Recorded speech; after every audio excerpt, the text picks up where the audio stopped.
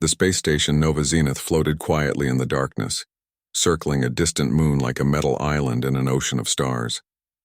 Inside its curved walls lived 50,000 beings from dozens of different worlds. Some had scales, some had fur, and some looked like walking trees.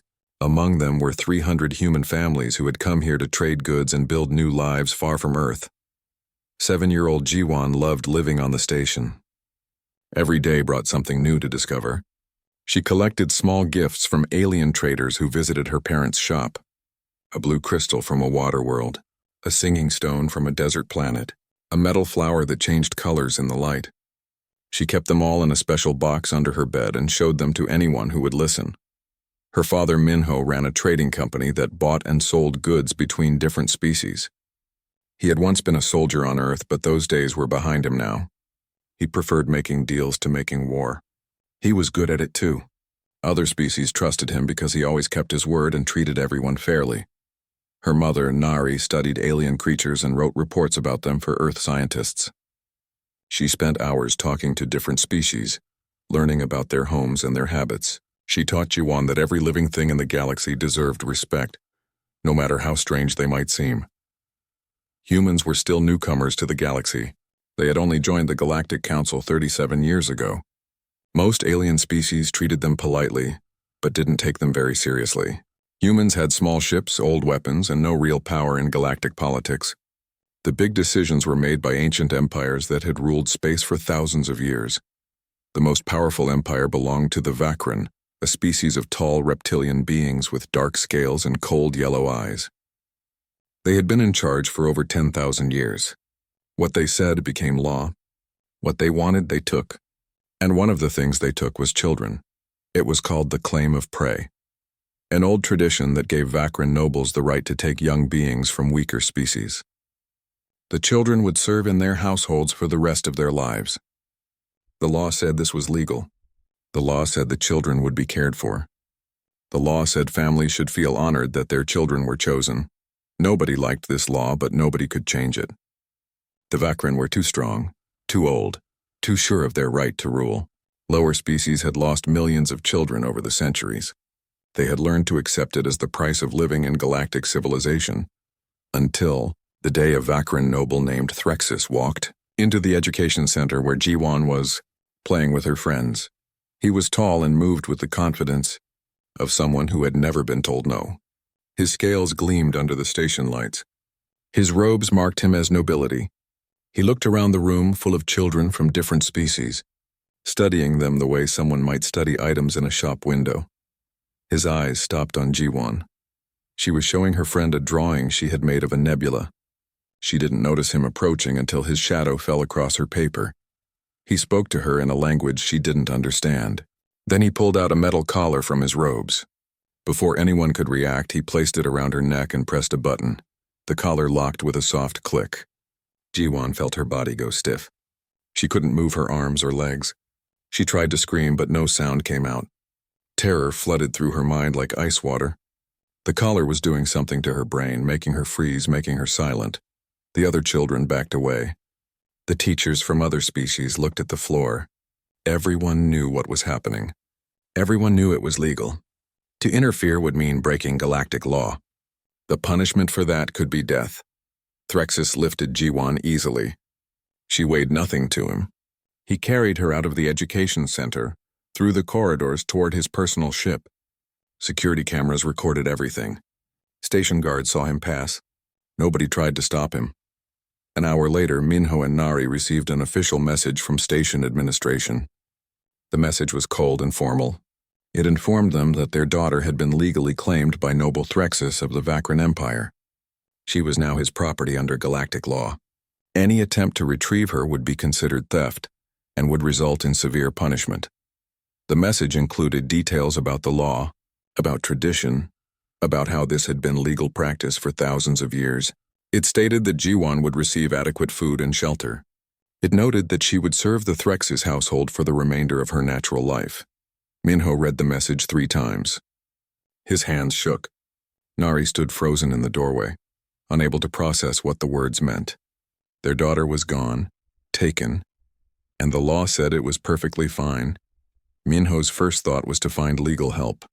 He contacted Ambassador Hijin, the human representative to the Galactic Council. She answered immediately. Her face on the screen looked tired and angry. She told him she had already filed 17 official protests about the claim of prey law. All 17 had been ignored. She had argued in council meetings. She had presented evidence of abuse. She had begged for reform. Nothing had changed. Humans didn't have enough power to challenge traditions that were older than human civilization itself. When Minho hung up, Nari was sitting on the floor. She had stopped crying. Her face had gone blank and calm in a way that frightened him more than tears would have. She was staring at a photograph of Jiwon on their wall. Their friend Daehan arrived soon after. He was a security officer on the station and had known Minho since they were children on Earth. He had once served in special forces. He sat down with them and said they needed to be careful, to follow the rules, to not do anything that would make things worse. Minho looked at him for a long moment. When he spoke, his voice was quiet but harder than steel. They took my daughter. We're getting her back. Daehan started to argue, then stopped. He saw something in Minho's eyes that made him remember why he had followed this man in combat years ago. This wasn't anger. This was certainty. This was the look of someone who had already decided and would not be moved. Within 6 hours, Minho had started making calls to old military contacts scattered across human space. Within 12 hours, coded messages were moving between human colonies in 3 different sectors.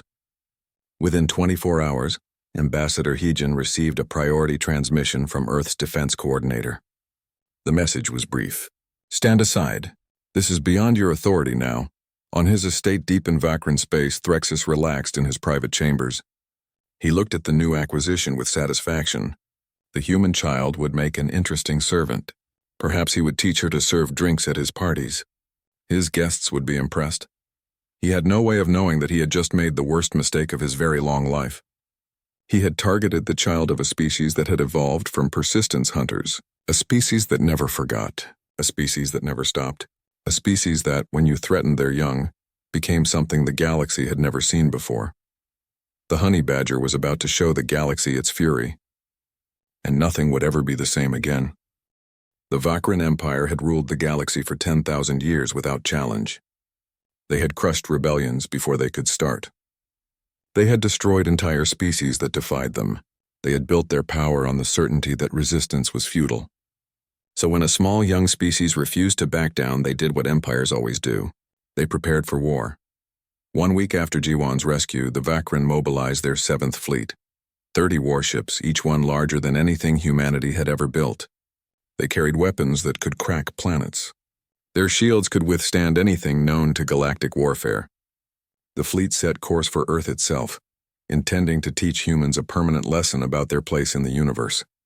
The galaxy expected humanity to surrender. Lower species always did when faced with Tier 1 military power.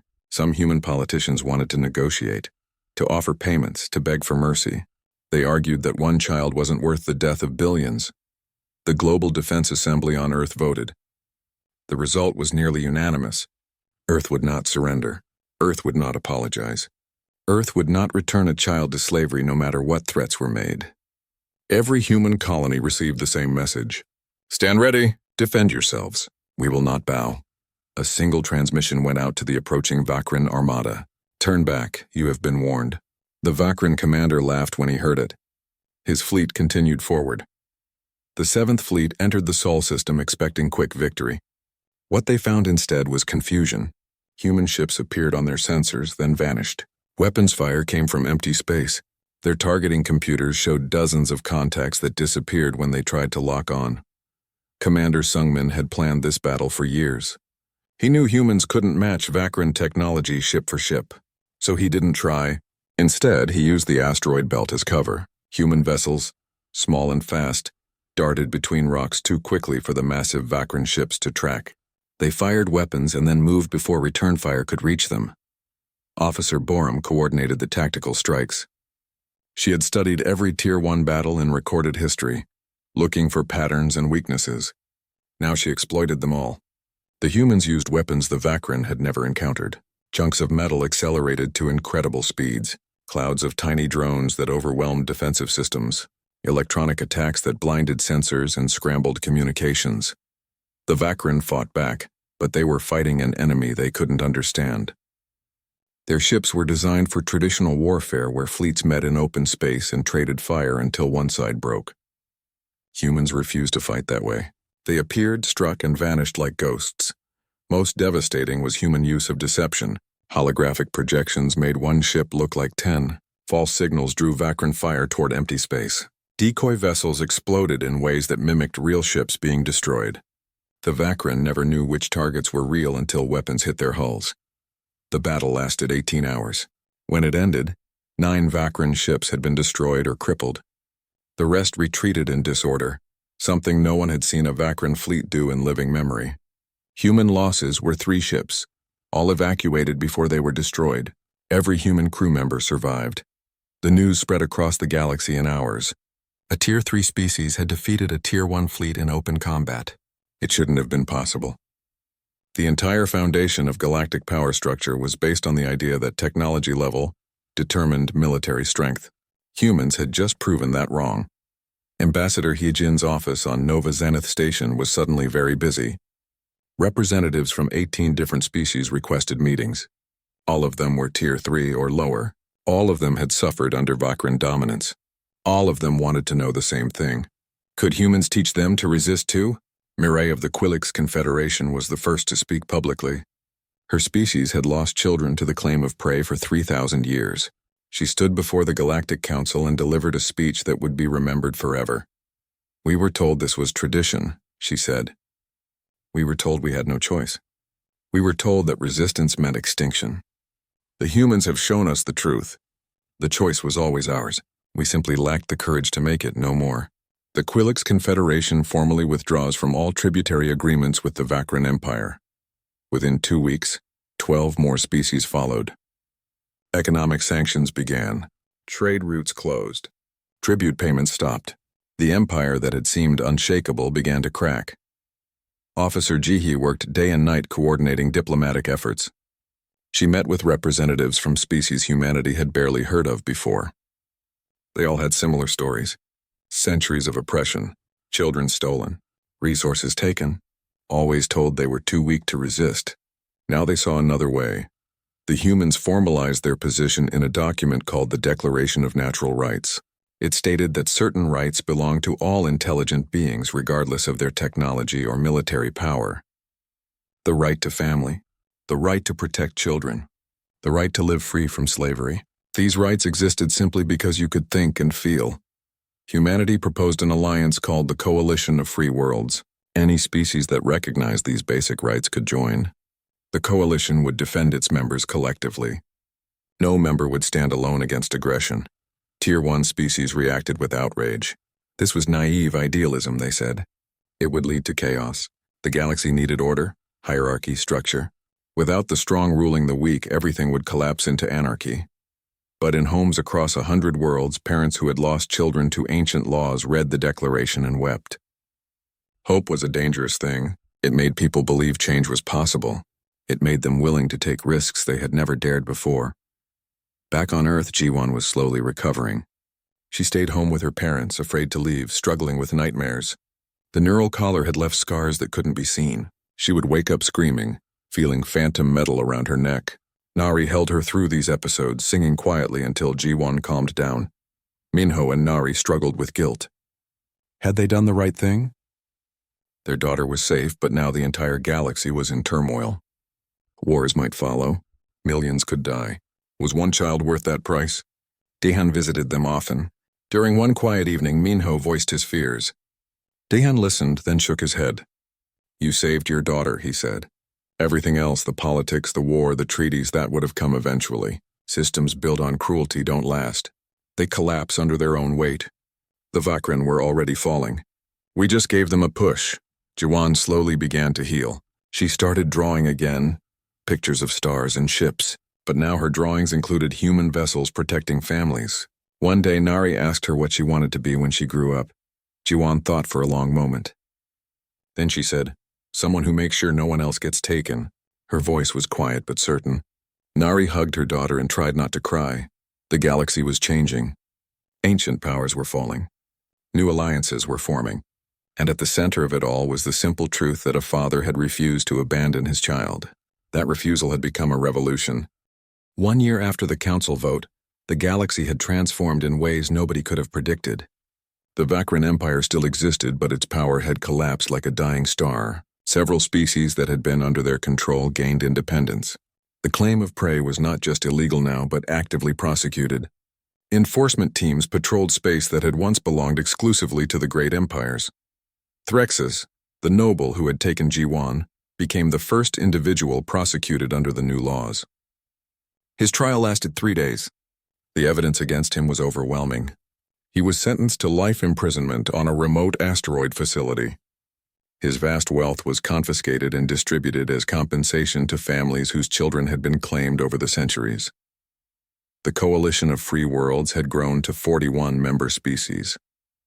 It operated as a distinct political force within the larger Galactic Council, pushing for continued reforms. The tier system still existed, but its absolute authority had shattered. Power now came from alliances and principles rather than just technology and military might. Jiwan was 12 years old now and had recovered remarkably well. She attended a new school on Nova Zenith Station that served as a model for multi-species education. Children from dozens of worlds learned together.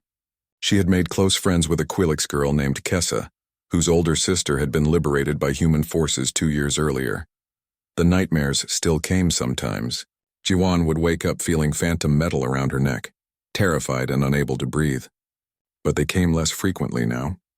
Her parents had found a good therapist who specialized in trauma across different species. Healing took time, but it was happening. Minho and Nari had become advocates for other families whose children had been claimed and later freed. Nari's knowledge of different species biology helped in treating unique trauma responses. Minho used his trading network to coordinate reunification efforts, tracking down scattered family members across dozens of worlds and arranging safe transportation. Dehan had been promoted to Chief of Coalition Security Operations. He led the teams that conducted liberation raids on estates still holding claimed children. Some nobles tried to hide their captives when they heard Coalition forces approaching. It never worked. Dehan's teams always found them. Every rescued child was another small victory against the old order. Ambassador Hyejin had become one of the most influential figures in galactic politics. She continued pushing for reforms, targeting other ancient practices that perpetuated inequality. Her current campaign focused on debt servitude, another tradition that effectively enslaved lower-tier species through impossible contracts. The Tier 1 powers resisted, but they had learned what happened when someone told humanity no. The Vakran Empire made one last attempt to restore their dominance. Their grand fleet mobilized with twice the ships that had attacked Earth. The stated goal was restoring proper order to the galaxy. The real goal was proving they still mattered, that their ancient power hadn't truly broken. Admiral Taehyun coordinated coalition defensive preparations. He arranged ships from 20 different species into a defensive line at a strategic location. If the Vakran fleet broke through, the war would spread across a dozen sectors. Everything depended on holding this position. But something unexpected happened before the fleets could engage. 37 Vakran ships broke formation and transmitted surrender codes. Their crews were mostly young officers who had been watching galactic changes from inside the Empire. They refused to fight for a system they now saw as unjust. They chose principle over tradition. The defections shattered Vakran morale. How could they fight when their own people were abandoning them? The remaining fleet commander issued a retreat order. The Grand Fleet turned around without firing a single shot. It was the most decisive victory possible because it proved the Empire had lost the only thing that really mattered: the belief that they deserved to rule. 5 years after the incident, the galaxy had settled into a new balance. The tier system still existed but had lost its absolute authority. The Council functioned more as a forum for cooperation than an instrument of control. Tier 1 species retained advantages in technology and development, but they could no longer act with complete impunity. Humanity had become what strategists called a balancing power. Humans still weren't the strongest military force or the most advanced civilization, but they were the species others called when the powerful threatened the vulnerable. Human warships patrolled regions once dominated by exploitative empires. Human diplomats helped negotiate agreements that actually protected weaker parties. The Declaration of Natural Rights had been amended and expanded. Representatives from dozens of cultures contributed perspectives on rights, duties, and freedoms. It wasn't perfect. Debates continued about balancing individual liberty with collective needs. But it represented something unprecedented, a galactic consensus that certain principles mattered more than tradition or power. Chief Justice Sun He presided over the Coalition Tribunal, which had become the galaxy's first truly independent judicial body. Cases were decided based on principle rather than political influence. For the first time in galactic history, powerful individuals could be held accountable for their actions regardless of their species or status. On a quiet evening on Nova Zenith Station, Ji-won sat in her family's quarters working on a school project. She was writing an essay about the claim of prey, interviewing survivors and documenting their stories. She wanted future generations to remember what had happened so it would never happen again. Minho and Nari watched her work with quiet pride. Their daughter had transformed her trauma into purpose. She was resilient in ways they couldn't have imagined during those dark days when she was taken. She would carry scars forever, but she had chosen to let those scars make her stronger rather than bitter. Someone knocked at the door. A young Vakran stood in the corridor looking nervous and uncertain. His name was Theron. He was the youngest child of a minor noble family that had lost everything when the old system collapsed. He had come to apologize for what his species had done to Ji-won. Ji-won listened to his apology carefully. Then she surprised her parents by inviting him inside. They talked for hours. He told her about growing up in a society that taught him lower-tier beings were property. She told him about the fear and helplessness of captivity. It wasn't forgiveness yet, and it wasn't friendship. But it was honest communication. A start. Before Theron left, Ji-won gave him a copy of her essay. "I want you to read this," she said. "Not because I want you to feel guilty, because I want you to understand why things had to change." He took the papers carefully as if they were something precious, and promised to read every word. In the Galactic Archives, a historian was recording these events for future study. She interviewed Ambassador Hyejin, now retired but still influential. The historian asked what moment truly changed everything. Hyejin thought carefully before answering. "It wasn't a battle or a vote or a speech," she said. "It was a father carrying his daughter out of captivity. That image spread across every human colony in hours. A man who refused to accept that any law could justify stealing his child. That's when the galaxy saw what humans really are." The historian asked about the nickname humanity had acquired. "The honey badger species, named after a small earth creature known for being absolutely fearless when protecting its young." Hyejin laughed. "Yes, the comparison is appropriate. Honey badgers don't care about the size or power of their opponents. They care about protecting what matters. That's humanity. We're not the strongest or smartest species, but we're the ones who won't back down when it matters." The historian asked one final question. Was it worth it? The near war, the upheaval, the complete restructuring of galactic society all because of one child? Hyejin's expression became serious. "Every child matters. Every family matters. A civilization that forgets this deserves to fall. We didn't start a war. We ended one that had been going on for thousands of years. We just made sure everyone noticed," the interview concluded. Future generations would study these events and debate the decisions made. But the core story would remain simple and powerful. A predator targeted a human child. Humanity's response reshaped galactic law forever. The galaxy had learned what humans always knew. Family isn't weakness. Love isn't vulnerability. These are the forces that make a species unstoppable. The Vakran Empire ruled through fear for 10,000 years. Humanity changed everything in 5 years through simple refusal to accept that any law could justify harming a child. The honey badger's fury had indeed reshaped galactic law, and the galaxy was better for it. 6 months after Ji-won's rescue, the Galactic Council convened an emergency session. The chamber was fuller than anyone could remember. Every member species sent their highest representative. The air felt heavy with tension. Everyone knew this meeting would determine the galaxy's future. Ambassador Velkar arrived with a formal declaration of war against humanity and all coalition members. He stood at the center of the chamber, scales gleaming under the lights, and presented his case. Humans had violated Vakran sovereignty. They had attacked a noble's estate. They had stolen property. They had encouraged rebellion across dozens of worlds. This could not stand. His demands were absolute. Humanity must surrender all military assets, pay massive compensation, return every liberated child to their rightful owners, accept permanent restrictions on expansion and development. Failure to comply would result in total war. The Vakran would not rest until humanity was broken. The chamber erupted in noise. Tier 1 species mostly supported the Vakran position, though some looked uncomfortable with how extreme the demands were. Lower species sat quietly, afraid to speak but watching everything carefully. The old order was trying to reassert itself through force and fear. Ambassador Hijin waited for her turn to speak. When the chamber finally quieted, she stood and activated a display screen visible to everyone. She didn't argue against the accusations. Instead, she presented data. The information had been compiled by analyst Sang-hoon over 6 months of careful research. It showed the true history of the claim of prey. Over 5,000 years, more than 2 million children had been taken from their families. Official records claimed they were cared for and trained. The real data told a different story. Fewer than 10% of claimed children survived to adulthood. Most died within the first year, unable to adapt to Vakran environments. Many more died from abuse, neglect, or what the records coldly termed experimental procedures. The law required adequate care. The reality was systematic cruelty spanning millennia. Images appeared on screens throughout the chamber.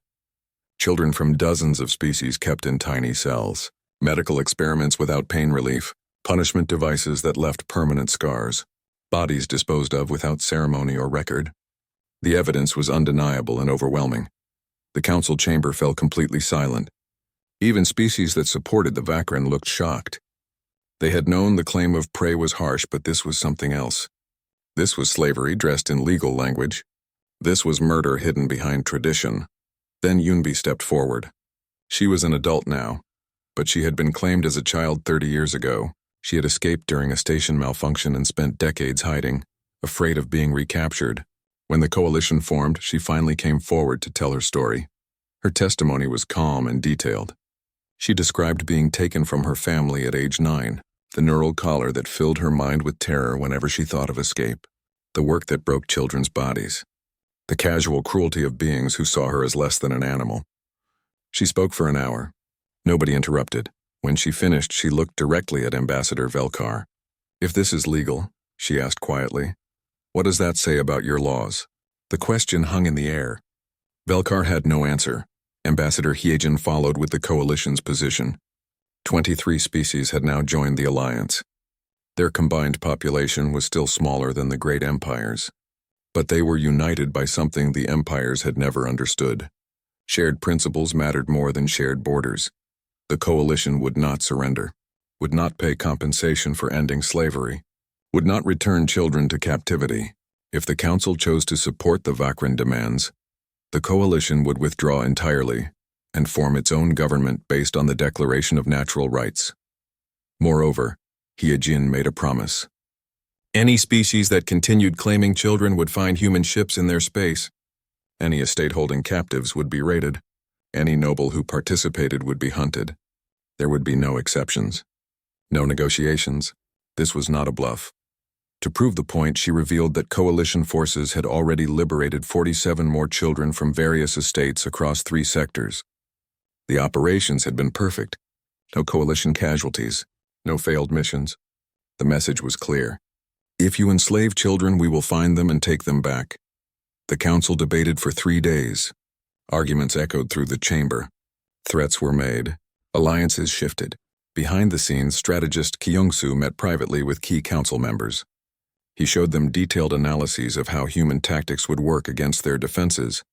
The presentations were educational, not threatening. "This is how we think," he explained. "This is why you can't stop us with traditional military force." Some representatives found the demonstrations frightening. Others found them fascinating. All of them understood the underlying message. The old rules of warfare no longer applied. Technology mattered less than creativity. Size mattered less than determination. You couldn't defeat an idea with weapons. Councillor Brekith of the Sarnak Trade Federation finally stood to speak. His species had grown wealthy by staying neutral in galactic conflicts. They traded with everyone and fought with no one. But now neutrality seemed impossible. He pointed out uncomfortable truths. The humans had revealed fundamental weaknesses in galactic power structures. If a supposedly weak species could resist Tier 1 military might, what did that say about the tier system itself? The whole galaxy was built on assumptions that no longer seemed valid. More importantly, the coalition was growing rapidly. Species joined because of shared values, not military threats. This was a completely different kind of power. The traditional empires had no framework for dealing with it. You couldn't conquer an alliance built on principle. Other Tier 2 species began to speak in support. They had benefited from the old order, but hadn't created its worst aspects. Now they saw the writing on the wall. The galaxy was changing whether they wanted it to or not. They could change with it or be left behind. On the fourth day, Council Chairman Morvek called for a vote. Resolution 7734 would abolish the claim of prey throughout galactic space. It would establish universal protection for family units. It would make child slavery illegal for the first time in recorded history. The Vakran and their closest allies voted against. But they were outnumbered. Tier 2 species split their votes based on practical calculations. Tier 3 and below voted overwhelmingly in favor. When the final count appeared, the resolution had passed with 62% support. For the first time in 10,000 years, the Vakran Empire had lost a major council vote. The chamber erupted in chaos. Ambassador Velkar was screaming that the vote was illegitimate. Several Tier 1 representatives threatened to withdraw from the council. But the vote stood. Ambassador Hyejin stood quietly as representatives filed out. Some looked angry. Some looked relieved. Some looked terrified of what came next. Mirai from the Quelix Confederation approached with tears streaming down her face. "My children are free," Mirai whispered. "After 3,000 years, my people's children are finally free." She embraced Hyejin, sobbing. Other representatives from lower species joined them. A moment of quiet celebration amid the political storm. The vote had passed. But everyone knew this was just the beginning. Implementation would be difficult. Enforcement would be harder. Some species would resist violently. The Vakran might yet go to war rather than accept this loss of status. The galaxy had changed, but the consequences of that change were still unknown. Earth's response came faster than anyone expected. Within 2 days of Jiwan's kidnapping, human ships began moving through space in patterns that confused every tracking system in the galaxy. These weren't warships by normal standards. They were mining vessels, survey ships, cargo haulers. But each one carried equipment that the other species had dismissed as primitive human technology. Commander Sung-min led the operation from his flagship. He had spent 20 years as a submarine captain on Earth, learning patience and silence. Now he used those same skills in space. His ships would appear near a tracking station, gather data, then vanish before anyone could respond. The Vakran defense forces kept arriving too late, finding nothing but empty space. Back on Nova Zenith Station, Minho spent every waking hour planning. His trading contacts across dozens of worlds suddenly became something else. An information network, a support system, a weapon. Species that had suffered under Vakran rule for centuries quietly passed along shipping schedules, security codes, patrol routes. They didn't do it for payment. They did it because someone was finally fighting back. Officer Youngho ran the intelligence operation. He had spent 5 years building relationships with aliens who resented the Vakran, but feared them too much to resist openly. Now those relationships paid off. Within 3 days, he had complete maps of Threxus's estate, guard rotations, defense systems, and even the layout of the building where Jiwan was being kept. The Galactic Council noticed the unusual human activity. Council Chairman Morvek summoned Ambassador Hyejin to explain. She arrived at the council chambers wearing her formal diplomatic robes but carrying herself like a soldier going into battle. The council chamber was enormous, designed to make individuals feel small. Representatives from 100 species sat in curved rows that rose toward a domed ceiling. At the center stood Morvek, an ancient being whose species had been part of the council since before humans learned to write. He demanded to know why human ships were conducting unauthorized surveys near Vakran space. His tone suggested he expected apologies and excuses. He got neither. Hyejin's response was calm and perfectly legal. Human vessels were conducting routine operations in neutral space. This was permitted under Council Charter. If certain parties felt threatened by routine surveys, Perhaps they should examine their own actions and consider why they felt so concerned. Ambassador Velkar of the Vakran Empire rose from his seat. He was tall even for his species, his scales polished to a dark shine. He had represented Vakran interests for 300 years and had never lost a council debate. He looked at Hijin the way someone might look at an insect.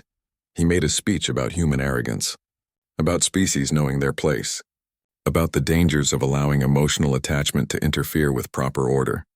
He called human love for their children an evolutionary weakness that made them unfit for galactic leadership. The chamber fell silent. Every representative understood this was more than an insult. It was a threat, a reminder of who held real power. Yijin waited until he finished. Then she smiled.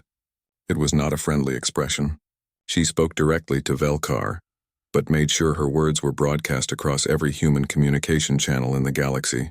You mistake love for weakness. You are about to learn the difference. 2 days later, Commander Sungmin confirmed they had found Threxus's location. The estate sat on a garden world deep inside Vakran territory. It was protected by orbital weapons platforms and a garrison of elite guards. Military analysis said it would take a full fleet to assault such a target. Sungmin sent 12 people instead. Daehan led the team. Minho insisted on coming despite having no combat training. Daehan tried to argue but gave up when he saw the look on his friend's face. Some things mattered more than training. Some missions were personal. They approached the estate disguised as maintenance workers from a servant species. The Vakran barely looked at them. Guards waved them through the main gate without checking their credentials carefully. It never occurred to anyone that someone would be bold enough to simply walk into a noble's estate in the middle of the day. Once inside, the team split up. 3 people went to the security center. 4 created diversions throughout the compound. 5, including Minho and Daehan, headed for the servants' quarters where intelligence said Jiwon was being kept. They moved quickly through hallways decorated with art worth more than entire planets. Past windows showing carefully maintained gardens. Through rooms where Vakran servants barely glanced at them. The disguises worked because the Vakran couldn't imagine being threatened in their own home. Jiwon was in a small room with a locked door. The neural collar was still around her neck. She sat on a narrow bed staring at the wall. She had been crying but had no tears left. When the door opened and she saw her father, she thought she was dreaming. Minho crossed the room in 3 steps. He knelt down and looked into her eyes. "Dad," she whispered. "Is it really you?" He nodded, unable to speak. One of the team members used a device to unlock the collar. It fell away and Jiwon threw herself into her father's arms, sobbing into his shoulder. Alarms started screaming through the estate. The security team had been discovered. "Time to go," Daehan said quietly. The extraction turned into a running battle through the compound. Guards appeared from everywhere, armed and trained and completely unprepared for humans. Vakran combat training assumed opponents would retreat when injured. Humans didn't. A guard shot one team member in the shoulder. The man kept fighting.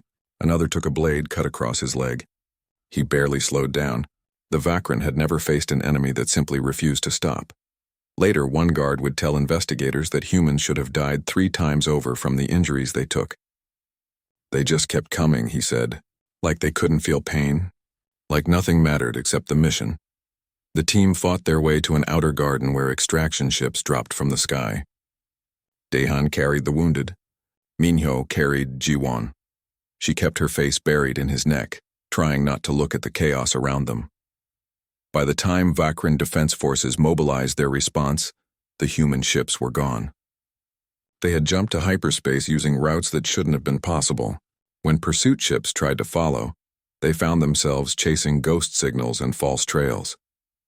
Jiwon woke up aboard Commander Sungmin's flagship. She was wrapped in warm blankets drinking hot chocolate while her mother held her and refused to let go. Nari had barely moved for the 3 days since Jiwon's rescue.